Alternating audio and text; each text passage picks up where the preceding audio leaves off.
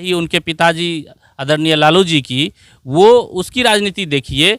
देश के युवाओं को वो नहीं सूझ रहा है उसको, वो अपने बेटे को आगे बढ़ाने के लिए राजनीति कर रही है। शराब होम डिलीवरी मिलता है। नीतीश जी रुकवा सकते हैं इसको? कभी नहीं रुकवा पाएंगे। आवाज़ को सुना कि मोदी जी बिहार के युवाओं हो कि देश के युवा हो, पकौड़ा तलने के लिए उसको रोजगार को मजबूरन 1100 पेंशन करना पड़ा।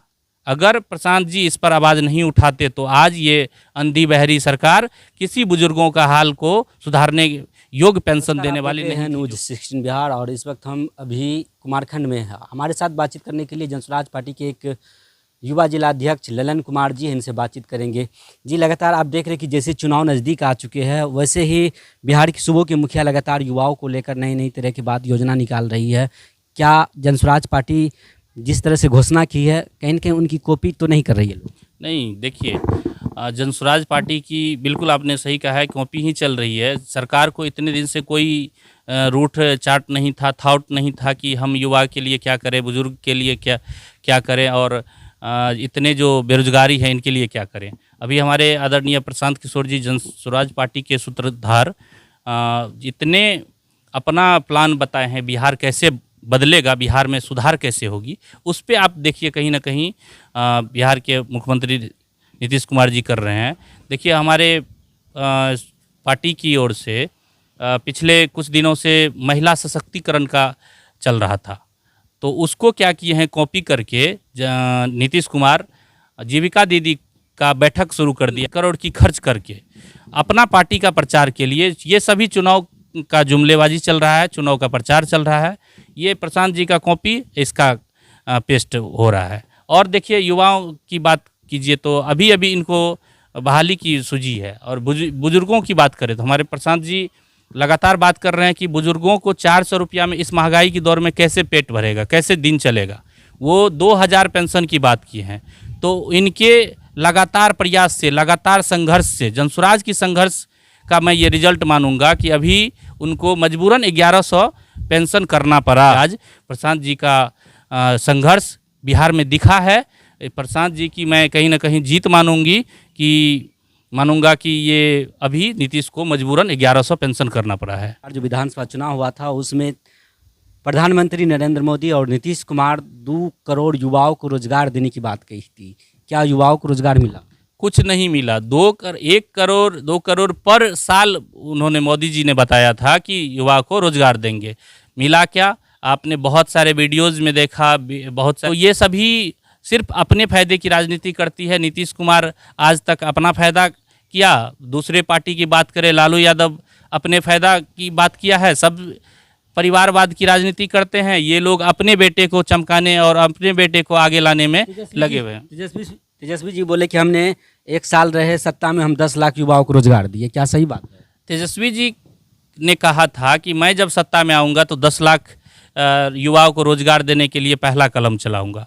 आप भी जानते हैं, आप प्रेस से हैं, आप भली भांति जानते हैं कितने युवाओं को रोजगार मिला और किसने ये रोजगार दिया। उन्होंने कहा तो हम तो प्रस्तुति पत्र भी बांट दिए युवाओं के बीच। सारा फॉल्स है, सारा बात जुमलेबाजी चल रही है। सिर्फ चुनाव के लिए अपना प्रचार प्रसार चल रहा है। वो खुद कितना पढ़ा लिखा है ये तो आप सभी लोग, बिहार के सभी लोग जानते हैं। और बात रही उनके पिताजी आदरणीय लालू जी की, वो उसकी राजनीति देखिए। देश के युवाओं को नहीं सूझ रहा है उसको, वो अपने बेटे को आगे बढ़ाने के लिए राजनीति कर रही है। तो यही चीज़ हम अपने क्षेत्र, अपने बिहार के सभी गार्जियन से कहना चाहेंगे कि लालू जी को देखिए, वो अपने बेटे की राजनीति करते हैं, अपने बेटे को आगे बढ़ाना चाहते हैं। आप क्यों नहीं अपने बेटे के बारे में सोचते हैं, अपने बच्चों के बारे में सोचते हैं, अपने बच्चों की शिक्षा के बारे में सोचते हैं? आप लालू जी को देखते हैं, नीतीश जी को देखते हैं, इसको देखते हैं, उसको देखते हैं, लेकिन आप अपने बच्चे को अपने घर में नहीं देखते हैं कि मेरा बच्चा क्या शिक्षा पा रहा है, मेरा बच्चा कितना आगे बढ़ रहा है। इस पे सोचने की ज़रूरी है।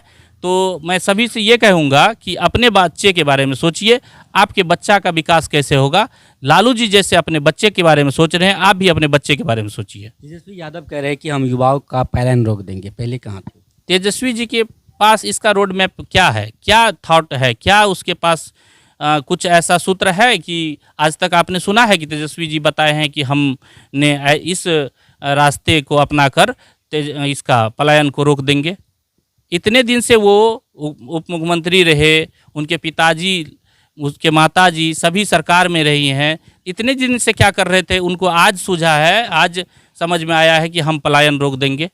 इतने दिन से सोए हुए थे क्या? अभी चुनाव की समय चल रही है तो उसको माई बहन योजना सूझ रहा है और युवाओं का पलायन रोकना सूझ रहा है। हमारे आदरणीय प्रशांत जी जो इतने अच्छे सूत्र बता रहे हैं कि बिहार के पलायन को कैसे रोकेंगे, उसको सारा का सारा पार्टी कॉपी पेस्ट करने में लगा हुआ है। लेकिन इन सभी का ये कोई भी जुमलेबाजी नहीं चलने वाला है। इस बार प्रशांत जी जो सूत्र पे जनता को बता रहे हैं, जनता का राज होगा, जनसुराज पार्टी की सरकार बनेगी और जनसुराज का जो मोटो है, लोगो है और जो जनसुराज की अच्छी बातें हैं उस सभी पे काम होगी। बिहार की युवा किसके तरफ, प्रशांत किशोर या तेजस्वी या नीतीश? साफ साफ दिख रहा है अभी बिहार का माहौल कि बिहार के सभी युवा के साथ साथ सब लोग प्रशांत जी के साथ हैं और अपना पार्टी जो जनता का पार्टी है, जनसुराज पार्टी, उसके साथ है। युवा को किस तरह से आप अपने पार्टी में जोड़ने के लिए कर रहे हैं?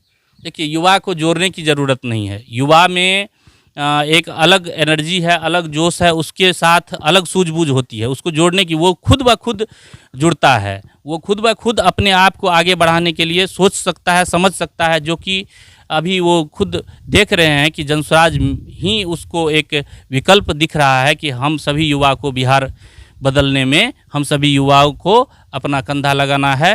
तो जनसुराज में ये खुद ब खुद जुड़ रहा है और भारी से भारी तादाद में जुड़ रहा है। इसको जोड़ने की ज़रूरत नहीं है। ये सभी बिहार के युवा जनसुराज के साथ हैं, जनसुराज में आ रहे हैं और जो बचे हुए हैं वो भी बहुत जल्द आ जाएंगे। आप एक युवा है, आप देख रहे हैं कि बिहार की कई सारे युवा है, पढ़ लिख के बड़े बड़े डिग्रियां ले रखी है और बेरोजगार घूम रहे हैं, युवा नशे की ओर भाग रहे हैं, तो इनको लेकर क्या कहना चाहते हैं?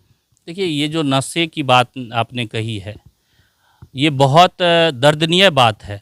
बिहार में अभी सूखा नशा का प्रचलन बहुत ज़्यादा बढ़ गया है। मैं कितना भी आपको गिनती गिनाऊं तो वो बहुत कम है। सूखा नशा भी बहुत अलग अलग तरह का नशा चला है, जो कि छोटे बच्चे से लेके बड़े युवाओं के साथ इसका असर पड़ रहा है। ये बिहार को नशा मुक्ति करने के नाम पे बिहार को बर्बाद करने का मुक्ति चला रहा है। ये जिम्मेवार कौन है इनका? बिहार सरकार है। वो देख रहे हैं कि पहले शराब चलती थी, शराब से बहुत सारा जो टैक्स इनकम आता था उनसे बिहार का फायदा होता था। लेकिन अभी क्या हो रहा है, अभी बिहार में इससे हमारे बिहार के लोगों को भी घटा है, बिहार के आर्थिक स्थिति पे भी घटा है और अगल बगल के जो राज्य हैं जहाँ से यहाँ शराब आती है उनको फायदा है।